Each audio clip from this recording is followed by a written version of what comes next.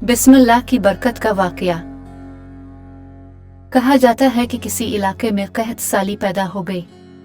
इस कहत साली की लपेट में न सिर्फ इंसान बल्कि चरिंद परिंद सब इसका शिकार हो गए। मवेशी मालिकान बेहद परेशान थे। इस दौरान एक मस्जिद के मौलवी ने जुमा के खुतबे में निहायत यकीन के साथ ये बात बताई कि अल्लाह का नाम लेकर यानी बिस्मिल्लाह पढ़कर दरिया को हुक्म दिया जाए तो वो भी नाफरमानी नहीं करता।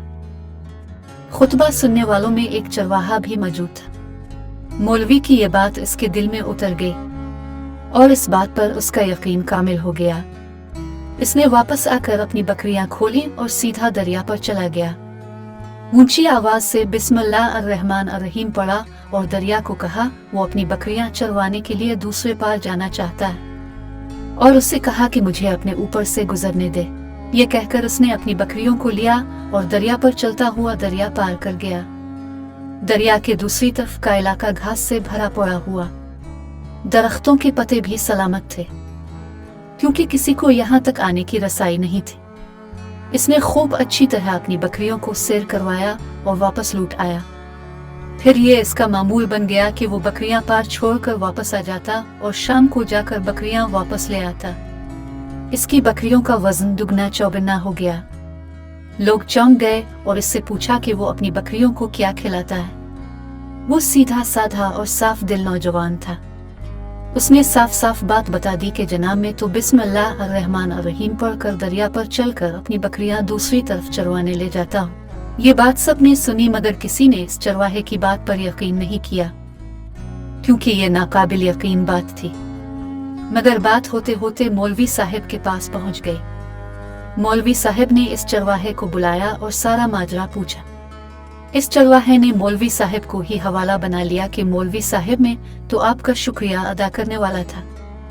अपने जुमा के खुतबे में जो नुस्खा बताया था कि बिस्मिल्लाह कहकर दरिया को भी हुक्म दो तो वो भी इनकार नहीं करता, तो मैं तो बस आपके नुस्खे पर ही अमल कर रहा हूँ। मौलवी साहब हैरत से इसके चेहरे को देखते रहे।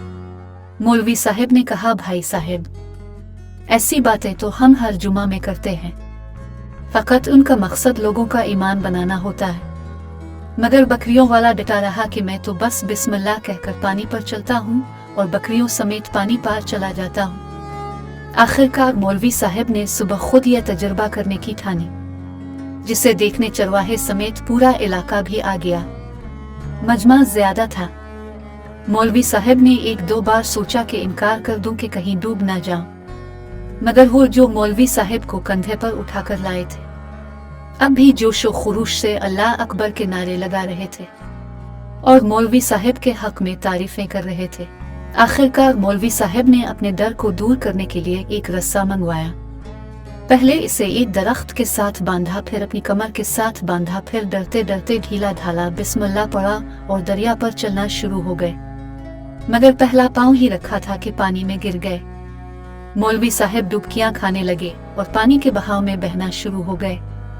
लोगों ने खींच खींच कर बाहर निकाला। मौलवी साहब की इस हरकत ने चरवाहे को परेशान कर दिया कि मौलवी साहब की बिस्मिल्लाह को ये क्या हो गया है, क्योंकि इसका ये रोज का मामूल था।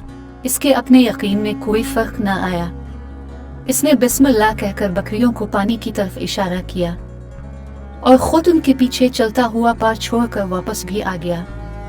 लोग इसे वली अल्लाह समझ रहे थे और उसके हक में नारे लगा रहे थे, मगर वो सबसे बेनियाज सीधा सादा इंसान था। वो मौलवी साहब के पास पहुंचा और कहा, मौलवी साहब मैं आपकी बिस्मिल्लाह की तारीफ से काफी परेशान था, मगर पानी पर चलते हुए मुझे आपकी बिस्मिल्लाह की बीमारी का पता चल गया। इस चरवाहे ने दरख्त से बंधी रस्सी की तरफ इशारा किया और कहा, मौलवी साहब ये है आपकी बिस्मिल्लाह की बीमारी, आपकी बिस्मिल्लाह की बरकत को ये रस्सा खा गया। आपको अल्लाह और बिस्मिल्लाह से ज्यादा इस रस्से पर भरोसा था, लिहाजा अल्लाह ने भी आपको रस्सी के हवाले कर दिया। फिर कहने लगा, मौलवी साहब आप भी कमाल करते हो। मैंने आपके मुंह से सुना और यकीन कर लिया और मेरे अल्लाह ने मेरे यकीन की लाज रख ली, मगर आपने अल्लाह का कलाम सुना मगर यकीन नहीं किया, लिहाजा आपको अल्लाह ने रुस्वा कर दिया। मोहतरम अजीज दोस्तों, यही कुछ हमारा हाल है। हमारी नमाजों और दुआओं का हाल भी यकीन से खाली है।